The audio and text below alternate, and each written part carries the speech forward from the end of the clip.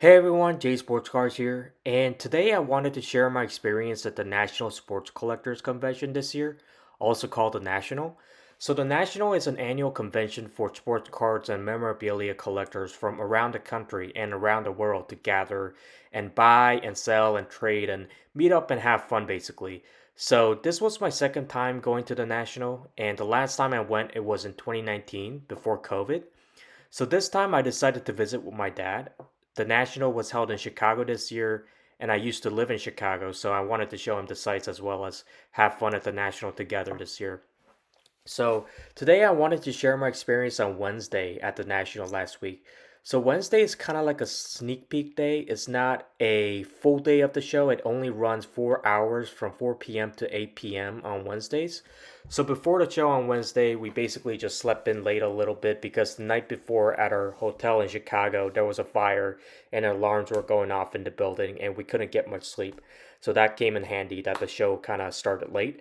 And then we spent some time seeing the sights. And then at around 5 ish, we actually went to the show. So there wasn't much of a line to get in on Wednesday and less people than on other days, so that was nice. There was a lot of variety as expected sports memorabilia, school alma mater stuff, really expensive cards, and memorabilia for show and also up for auction, vintage stuff, and a lot of modern trading cards as well.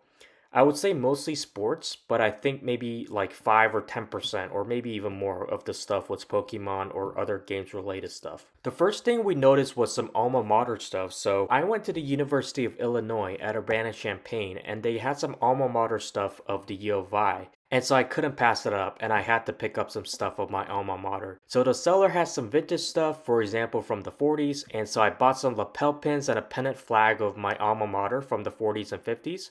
And so that was our first purchase of the 2025 National. Then we noticed a booth called Evolution Sports Marketing. There we did some bargain box hunting where we sorted through the cards in the $1 bins and picked up about 70 to 80 cards for about 65 bucks. And then we also noticed some booths at the show that were doing giveaways. They had a bunch of signs and instructions for giveaways and spin the wheel or Plinko to play. And so we participated in a few giveaways hosted by businesses like Black Tie Breaks, Real Sports Cards, Weta Hobby, and Cardboard 47. So for example, Real Sports Cards, which is based in Minnesota and Wisconsin, they were doing a giveaway based on Plinko, and they were giving away store credit. So we won some store credit, about 15 bucks each.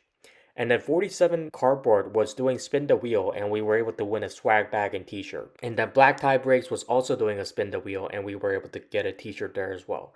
I'll be doing a video later in the week on the giveaways we did at the National, so stay tuned for that as well. And then finally, we went to a booth hosted by a business called Breakers Row. And there I noticed a card that I really liked, a Darius Garland Flawless Rookie Game Worn patch. And so the listed price on that was about 2,800, but I was able to work out a deal to pay a little over 2,000. I didn't look up the comps for this at the time, but looking at cards of similar players, I probably overpaid a little bit. But this was a PC item, and I really liked the card and Darius Garland as a Cavs fan, so I'm super happy I was able to pick that up on the very first day of the show. So yeah, so that was a quick recap of my day at the National on Wednesday this year. I was able to pick up some alma mater stuff from my school and some $1 bargain pickups that I covered in a previous video, and then a nice item for my PC that I've already put on my display at home. I hope that was interesting and gave a glimpse into the National this year, and I hope you will like and subscribe. Thank you for watching, and I'll be posting more videos about my experience at the National this year, so stay tuned for that. Until then, have a great day, and I'll see you in the next one.